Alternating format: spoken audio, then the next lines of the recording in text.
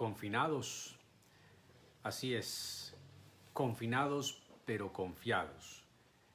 A minutos de dar inicio al tema de hoy en Confinados, doy la bienvenida a todos y cada uno de los que se conectan a esta transmisión en vivo, a Lucy Luna, a Héctor Oliveros, a John Díaz, a Cecilia Pinto. Ya pueden tomar a Elena Velázquez, buena tarde, a Isabeles, tomar el link y compartirlo. Nuri Raquel también está con nosotros en España. Sandra Milena Henao, buena tarde. A todos los que van ingresando, a Gloria Zapata, buena tarde.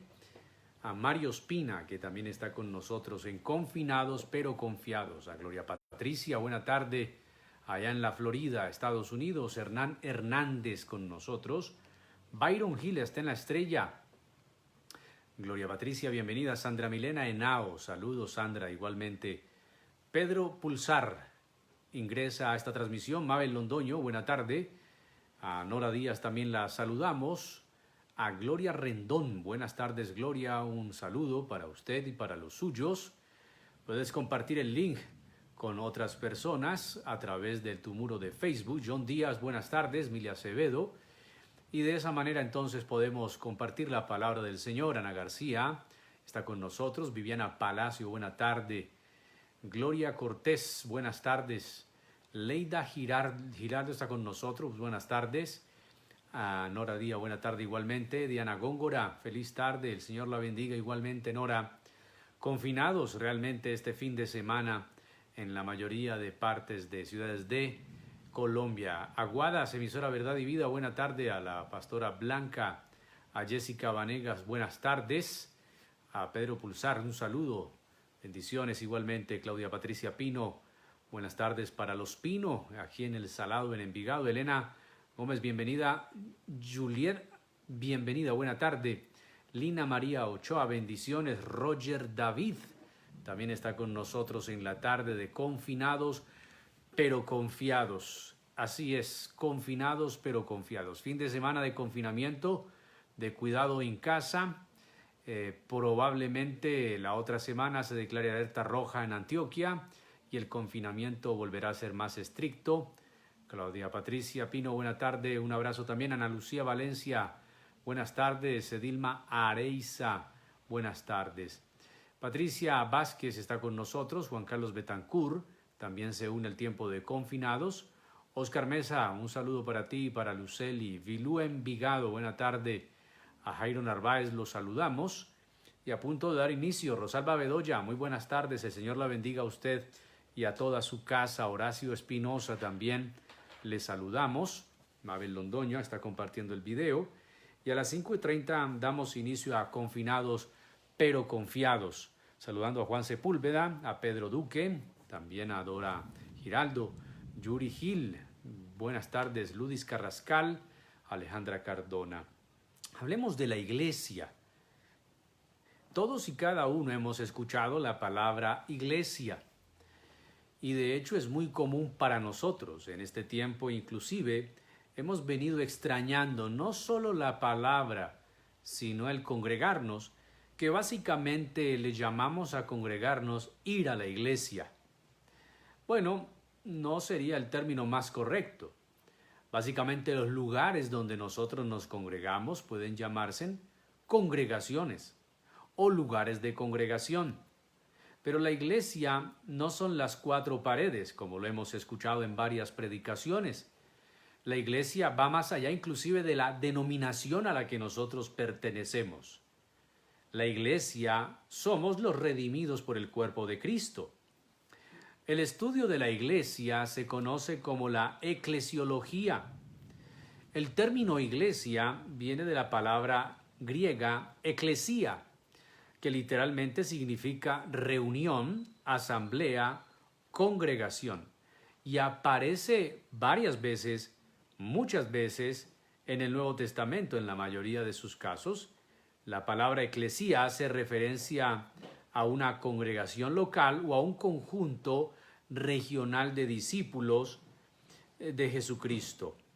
Pero también en Efesios y en Colosenses el término se refiere no a una comunidad local en particular, sino que tiene que ser todo un fenómeno que abarca a todos los creyentes donde quiera que estén. Quiere decir al conjunto de todas las iglesias existentes, y aquí se genera entonces un concepto de iglesia universal.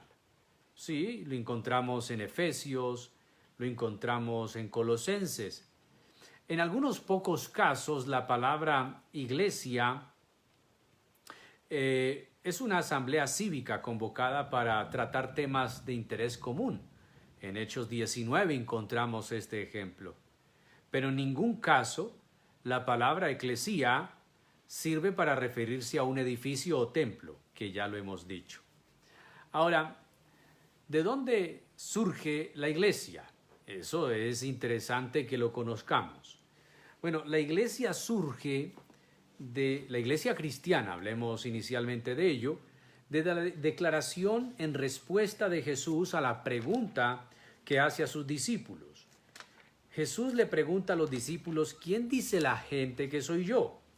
Los discípulos dicen, unos dicen que eres Elías, otros que eres Jeremías, o un profeta que había de venir. Bueno, ¿y ustedes quién dice que soy yo?, pregunta Jesús. A lo cual Pedro dice lo siguiente: tú eres el Cristo, el Hijo del Dios viviente. Y Jesús respondió y le dijo: bienaventurado eres Simón, hijo de Jonás, porque esto no te lo reveló carne ni sangre, sino mi Padre que está en los cielos. Yo también te digo que tú eres Pedro, y sobre esta roca edificaré mi iglesia, y las puertas del Hades no prevalecerán contra ella. Yo te daré las llaves del reino de los cielos, y lo que ates en la tierra será atado en los cielos, y lo que desates en la tierra será desatado en los cielos. Entonces ordenó a los discípulos que a nadie dijeran que él era el Cristo. A partir de este texto, es las pocas menciones en que el Evangelio, en boca de Jesús, sale la palabra iglesia o se menciona la palabra iglesia. Pero este es el pasaje más significativo. La confesión que hace Pedro, pues la Iglesia Católica la interpreta como que Pedro es la roca sobre la cual está edificada la iglesia. Por lo tanto, Pedro, según ellos, es el primer papa, y entonces la iglesia se edifica sobre la figura papal, vicarius de Cristo, y la iglesia pasa a ser una institución oficial. Bueno, la historia de la iglesia es bastante extensa. En uno de estos libros atrás encontramos la historia de la iglesia de Justo González. Muy interesante si puede leerla. Muchos dicen que existe la iglesia verdadera, la iglesia genuina, la iglesia falsa. Tenemos que decir que la iglesia cristiana es una sola. Quiere decir, a partir de la Escritura, Jesús fundó su iglesia. Es a través de los tiempos que el cristianismo se ha disolvido, se ha disuelto, se ha atomizado, sería la palabra, y han ocurrido muchas divisiones y se han dado varias vertientes al cristianismo. Hablemos de ese cristianismo bíblico, de esa iglesia fundada por Cristo, al decir: tú eres Pedro, el hijo de Jonás, y sobre esta roca edificaré mi iglesia. No quiero entrar a una exégesis del pasaje. La confesión de Pedro es que tú eres Cristo, el Christos es el ungido de Dios, el Mesías, el Hijo del Dios viviente. Jesús le quita todo el mérito a Pedro diciendo eso, tú no lo aprendiste, ni de las escuelas rabínicas, Pedro nunca había estudiado en una, ni lo aprendiste de los fariseos, ni de los escribas, ni siquiera de Jonás. Esto no te lo enseñó nadie humano, esto te lo reveló mi Padre. Así que el mérito no es de Pedro, el mérito es de la revelación que recibe Pedro por parte del Padre, así lo indica Jesús. Y luego Jesús ubica a Pedro diciendo: y yo te digo que tú eres Simón, el hijo de Jonás. En esto significa, comparemos o hagamos la diferencia. Si yo soy el Mesías, el Cristo, el Hijo de Dios viviente, tú eres Simón, el hijo de Jonás. Yo soy el Hijo de Dios inmortal, el Salvador. Tú eres un pescador, Simón, hijo de Jonás, un pescador. Hay una enorme diferencia, hay un cisma ahí enorme. Y sobre esta roca, no le está diciendo roca a Pedro, Pedro es Petros, que es piedra pequeña, roca es la declaración que está haciendo Pedro. ¿Cuál es la declaración? La declaración que viene a ser esa gran roca es que Jesús es el Mesías, es el Christos, es el Salvador. Sobre esa persona, Cristo, es que Cristo y su obra y su palabra, Él decidió construir su iglesia. Nótese el posesivo, edificaré mi iglesia. Así que partamos del gran principio que la iglesia es de Cristo y para Cristo.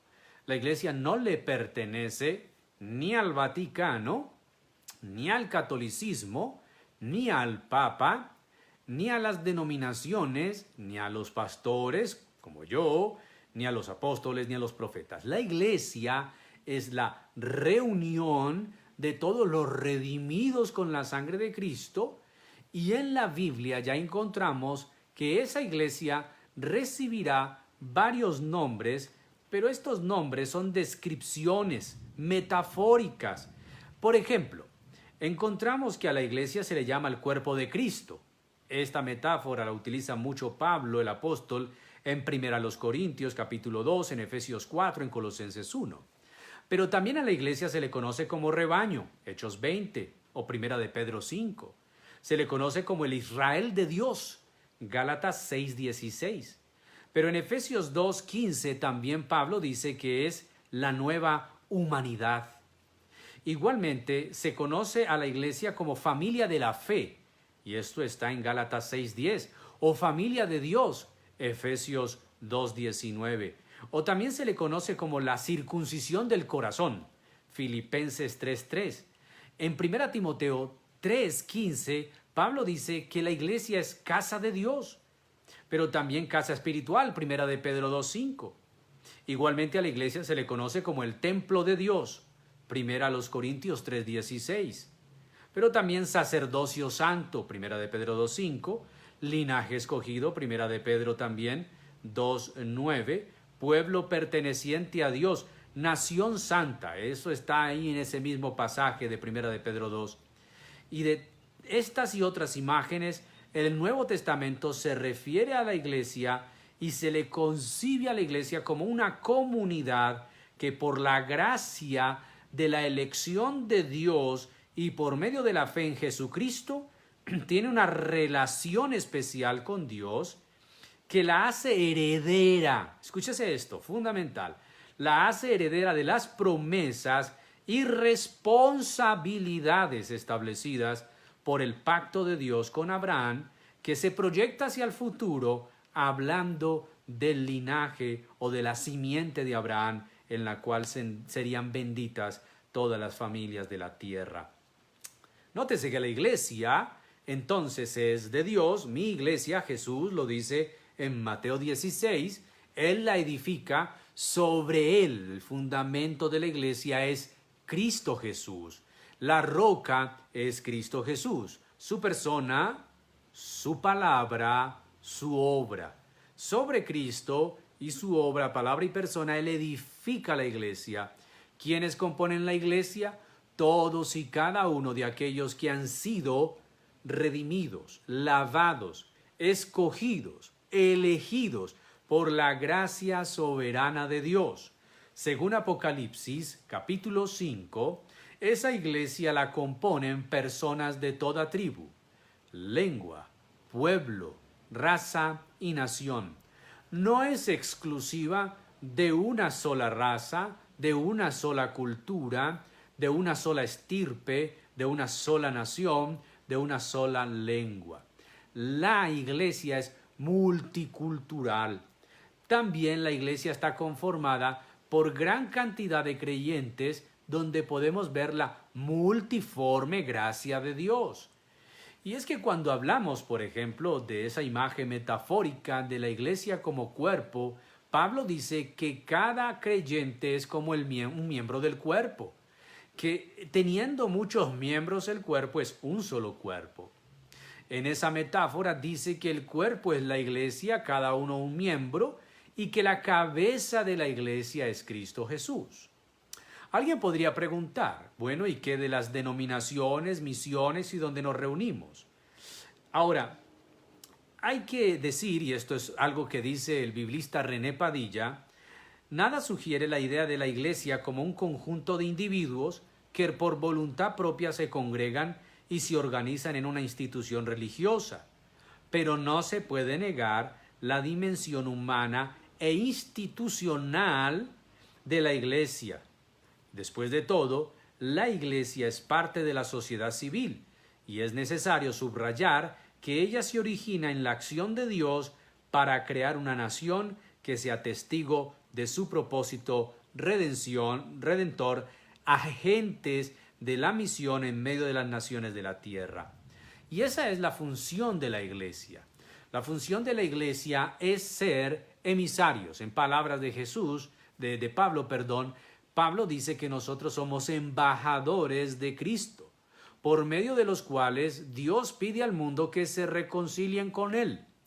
La iglesia es emisaria, es mensajera, es portadora de las buenas nuevas que nosotros como redimidos debemos compartir con todas las naciones. Así es la comisión que Jesús dejó a los creyentes iniciales y que nosotros seguimos haciéndolo. Por tanto, vayan, prediquen el Evangelio a todas las naciones y hagan discípulos en todas las naciones.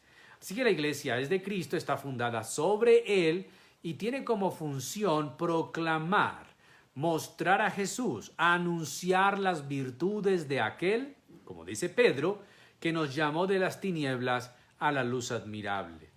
Tristemente, a través de los siglos, la iglesia ha perdido sus nortes, sus propósitos. Tenemos que decirlo así. En el primer siglo, la iglesia era una, estaba fuerte, inclusive hasta el tercer siglo.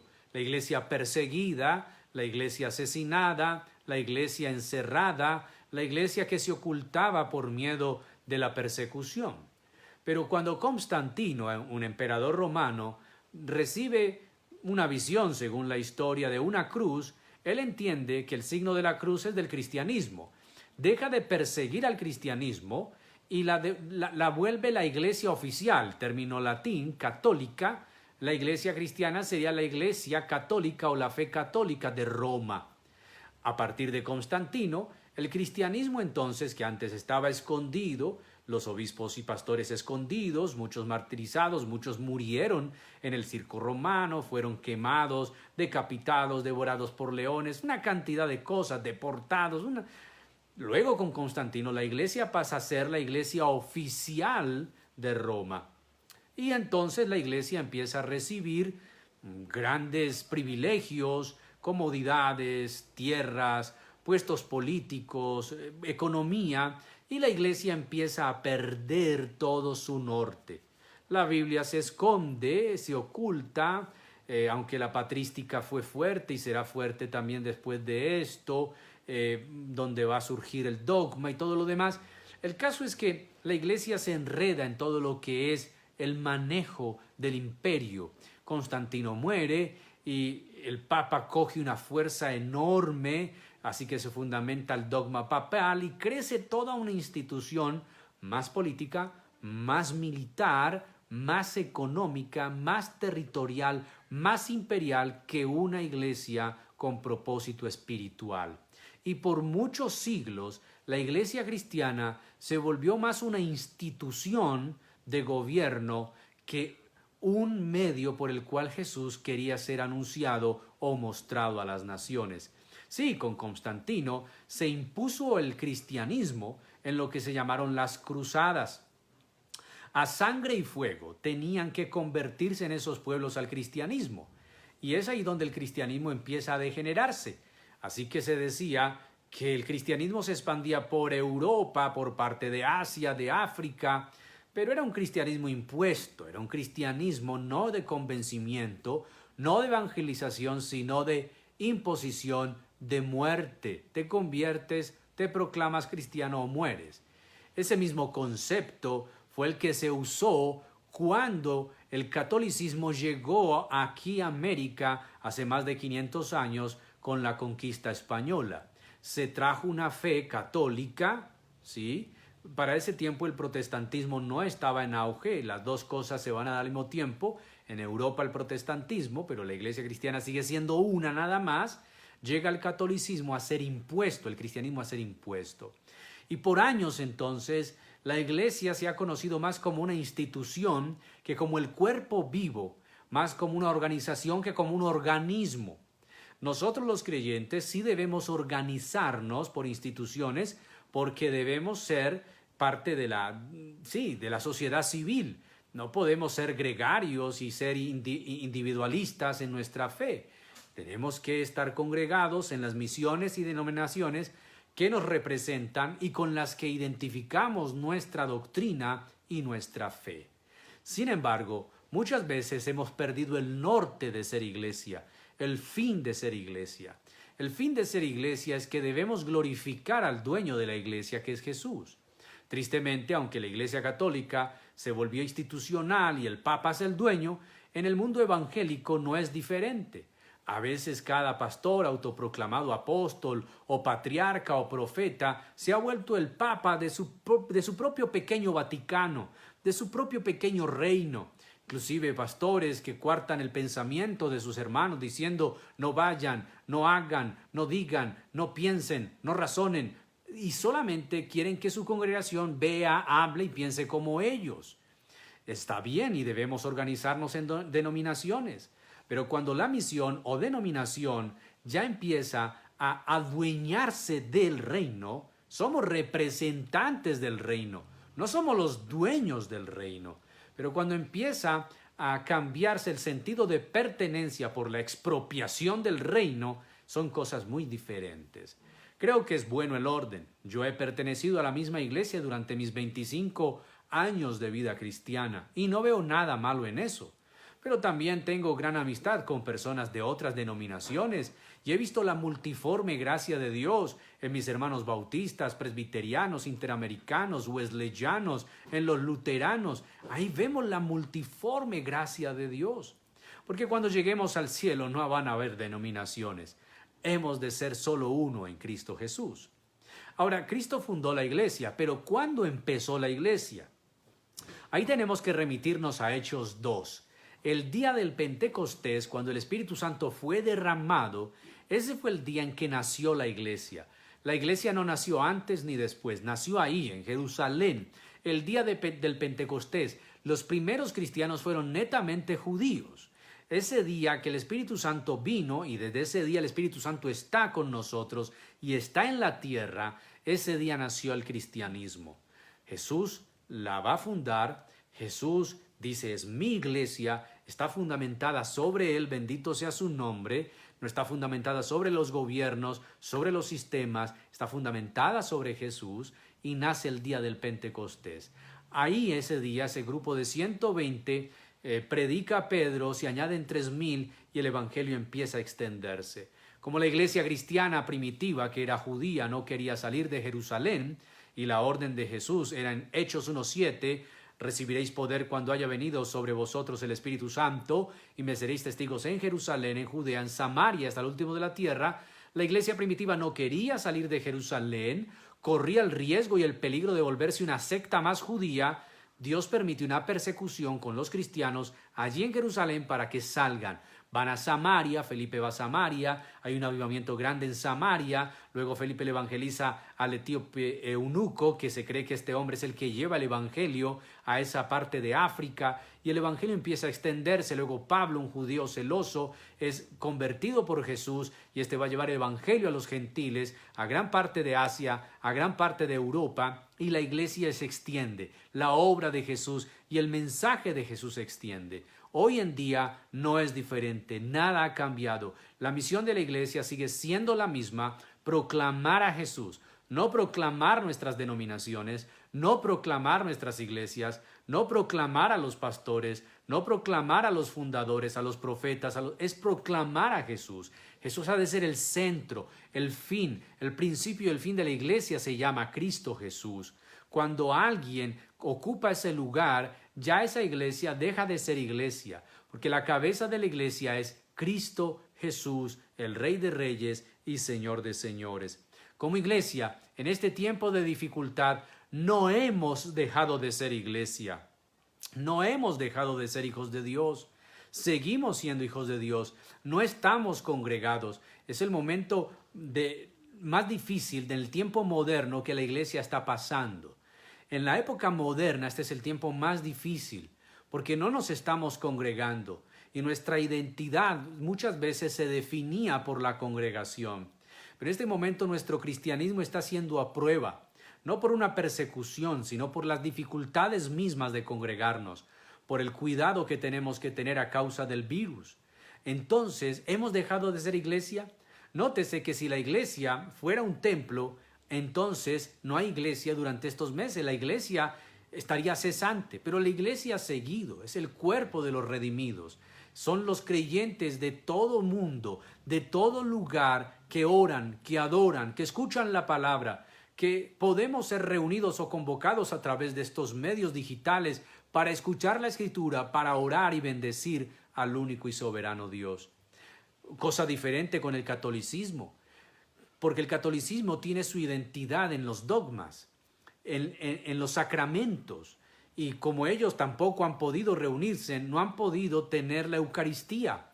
Al no tener la Eucaristía, el católico ha perdido su comunión con Dios, porque para ellos el tiempo de la Eucaristía es el tiempo de la comunión, porque el dogma así de ellos lo establece. Bendito sea el Señor que en la Biblia no aparece eso. Nosotros podemos tener comunión al orar, al adorar, al leer la Escritura. Ahora, hay sacramentos para nosotros que también se han detenido. No estamos tomando la Santa Cena o la Cena del Señor, ni bautizándonos.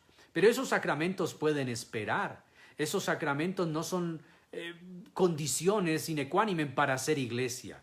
Mientras la iglesia esté fundamentada en Cristo, y Cristo todavía está entre nosotros, mientras esté fundamentada su palabra, y su palabra todavía la tenemos, mientras la iglesia esté llena del Espíritu Santo y el Espíritu Santo está entre nosotros, mientras la iglesia siga reuniéndose en torno a la obra de Cristo y proclamando a Jesús por cualquier medio, seguimos siendo iglesia. Vendrá el día, y bendito sea ese día, de nuestra nueva realidad, cuando volvamos a congregarnos y seamos iglesia congregada, iglesia reunida. Pero seguimos siendo iglesia. Nadie es dueño de la iglesia. Si alguien a usted le habla en esos términos, yo soy el dueño de la iglesia, dijo el pastor, es que yo soy el dueño de las almas. No. Pedro le escribe a los ancianos en una de sus cartas diciendo, yo, anciano entre vosotros, le digo a los ancianos, apacentad la grey de Dios que está entre ustedes. No por deseo de ganancia, sino con ánimo pronto, sabiendo que del Señor recibiremos la recompensa. Y habla a los líderes y pastores, hay que seguir haciendo la obra. Hemos tratado de tener comunicación, de no perder contacto con los hermanos de nuestras congregaciones. Muchos pastores han tenido dificultad porque no saben manejar tecnología, porque no saben manejar esto y perdieron contacto con sus hermanos. Si usted ha perdido contacto con el pastor de su congregación, búsquelo, llame, encuentre el teléfono, averigüe cómo está, porque la obra del pastor también es muy importante, aun cuando no nos estemos congregando. Una pregunta, ¿por qué iglesia vendrá Jesús en el rapto, en su segunda venida? ¿Por la católica, por la evangélica, por la trinitaria, por la unicista? No. La iglesia de Cristo, aunque civil y terrenalmente esté puesta en estos entornos, la iglesia de Cristo es una sola. Martín Lutero hablaba de la iglesia visible y la iglesia invisible. ¿Cuál es la iglesia visible? La que se reúne en diferentes lugares, la que se reúne, adora, tiene liturgia. Pero la iglesia invisible es aquella que es redimida, los verdaderamente redimidos. Conoce al Señor, dice Pablo a Timoteo, conoce al Señor a los que son suyos, y apártese de iniquidad todo el que invoca el nombre del Señor. Con esto no estoy diciendo que no hay que congregarse, hay que congregarse. Hoy no lo podemos hacer, pero el momento en que podamos hacerlo, lo debemos hacer. Es una responsabilidad cristiana. Pero la iglesia invisible es la que es genuinamente redimida, salva, elegida por Dios. ¿Quién sabe quiénes son? Dios sabe quién son. Y el Espíritu Santo da testimonio a cada uno si somos hijos de Dios, si somos redimidos. Si no tienes testimonio en tu espíritu de que eres redimido, entonces no tienes a Cristo. No has sido lavado con la sangre preciosa del Cordero y tendrías que arrepentirte de tus pecados y venir a Jesús. Pero si tienes el Espíritu Santo, el Espíritu Santo da testimonio de que eres hijo de Dios y tienes fruto de un hijo de Dios, entonces eres redimido. Y cuando Cristo venga, vendrá por esa iglesia, que está constituida por personas de muchos lugares, tribus, pueblos, lengua y nación. Esa es la iglesia de Cristo, baluarte y columna de la verdad, como diría el apóstol Pablo. Ahora, mis queridos amigos, la mejor manera de entender la naturaleza y la misión de la iglesia es a la luz del reino de Dios. La iglesia no es el reino de Dios como tal, el reino de Dios es Cristo y su palabra y su obra. Pero la iglesia hace parte del reino de Dios y tiene la función y misión de anunciar el reino de Dios, de mostrar el reino de Dios. Así que gocémonos de que la iglesia está fundada sobre Cristo. Aunque el catolicismo diga que el Papa es vicarius de Cristo, esto es reemplazo de Cristo, el reemplazo de Cristo en la tierra, el único reemplazo de Jesús en la tierra es el Espíritu Santo. No los dejaré huérfanos, enviaré el Consolador. La iglesia es la representante de Cristo en la tierra. Qué gran privilegio hemos recibido. Y cada uno de nosotros somos embajadores de Dios por medio de Cristo. Y cada uno de nosotros somos miembros del cuerpo de Cristo y cada miembro tiene una función en particular. Has sido creyente por muchos meses y por muchos años. La pregunta que debes hacerte es, ¿qué hago yo en el cuerpo de Cristo? ¿Qué lugar ocupo? Y más que lugar ocupo, ¿qué función tengo? Debes ir a la oración y decirle al Señor, Señor, ¿qué quieres que yo haga? Como le dijo Pablo o Saulo, camino a Damasco. Señor, ¿quién eres tú y qué quieres que yo haga? Jesús no redimió a nadie para que se sentara 24 horas en un sillín a cambiar un control remoto a la televisión. El Señor no te redimió simplemente para que hagas dinero para tu bolsillo y entonces tú estar cómodo. Él nos redimió para usarnos, para anunciar su gloria, para anunciar su reino. ¿Eres empresario? Entonces anuncia en tu empresa y con tu empresa el reino de Dios. ¿Eres ama de casa? Debes como ama de casa mostrar a Jesús. Eres parte de la iglesia, eres miembro del cuerpo de Cristo. Demos gracias al Señor por la iglesia. Jesús, en ese texto de Mateo 16, le dijo a Pedro y nos dice a nosotros, y las puertas del Hades no prevalecerán. ¿Sabe qué es las puertas del Hades? Es la muerte. Y la iglesia fue perseguida y miles de cristianos han muerto y aún siguen muriendo por causa del testimonio. Pero aún la muerte no detendrá la iglesia. El COVID no detendrá la iglesia. La iglesia será iglesia hasta que Cristo venga por ella. ¿Cuál es la función de la iglesia entonces? Anunciar a Jesús. ¿Y cuál debe ser la oración de la iglesia? Y con esto finalizo. Pues me fascina mencionar lo que dice la Biblia en Apocalipsis. Allí en los últimos versículos de Apocalipsis, dice el texto bíblico, mire lo que dice la palabra del Señor. Versículo 17 del capítulo 22 de Apocalipsis. Y el Espíritu y la esposa, que es la iglesia, dicen, ven. El que oye diga ven, y el que tenga sed venga, y el que desea tome gratuitamente del agua de la vida. ¿Cuál debe ser la oración de la iglesia en estos días? Señor, ten misericordia del mundo, pero también, Señor, ven. Ven por tu iglesia, ven de nuevo, regresa, Señor. Gracias por tu palabra que es viva y eficaz. Gracias porque en tu palabra sabemos que la iglesia es tus redimidos, tus hijos, los que has llamado desde todo rincón de la tierra y has mostrado en ellos tu gracia, tus elegidos, tus escogidos. Qué gran privilegio ser llamado tu pueblo. Señor, tu iglesia es una cantidad de personas, no todo el mundo, es un número de personas que tú has elegido, imperfectos todos nosotros, sí, sin mérito, absolutamente sin mérito, pero por tu gracia hemos sido llamados a la redención. Ayúdanos a cumplir el papel de iglesia, a anunciar las virtudes del que nos llamó de tinieblas a la luz admirable. Ayúdanos, Señor, a relacionarnos como iglesia. Cuando volvamos a congregarnos, a reunirnos como iglesia. Ayúdanos a entender, a creer y a saber y a estar convencidos que la iglesia es tuya, Jesús, que está fundada sobre tu palabra, sobre tu persona, sobre tu obra, y que ni aun la muerte detendrá la iglesia, ni la persecución de los primeros siglos que quitó la vida a tantos creyentes, a nosotros tampoco nos detendrá. Mientras estemos vivos, seremos iglesia, anunciaremos tu verdad. Nuestra oración es para que tengas misericordia del mundo, pero también te decimos, ven Señor, ven por la iglesia, ven otra vez. En el nombre de Jesús, amén y amén. Muchas gracias, mis queridos. El Señor les bendiga a todos. Somos iglesia. Sigamos siendo iglesia. Estamos quizá metidos en nuestras denominaciones y misiones. Apoyemos, respaldemos, oremos por nuestros hermanos. Oremos los unos por los otros, dice la Escritura.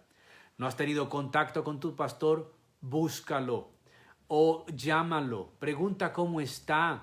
Quizá tu pastor está necesitando tu oración en este momento. Quizá está buscando una oveja para alimentarla. Bendiciones, Nora. Bendiciones a Santiago. A todos los que estuvieron durante la transmisión. A Efi Celeita. Bendiciones. A Marisabel López también.